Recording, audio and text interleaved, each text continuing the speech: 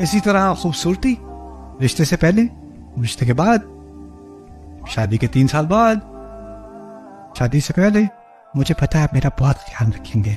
हाँ, तुम्हें सही पता है, तुम ठीक कह रही हो। कभी वॉक करने गए शादी के बाद, शादी को भी हफ्ता हुआ है, 3 दिन हुए, वॉक करने गए। वैसे वाकई में अल्लाह ताला आसमान में रिश्ते बनाता है ना, खुशी खुशी साथ। बल्कि गाड़ी में चला रहे हो, उसको बीवी को छींक भी आ जाए, तुम्हारी तो छींक भी बड़े मजे की है।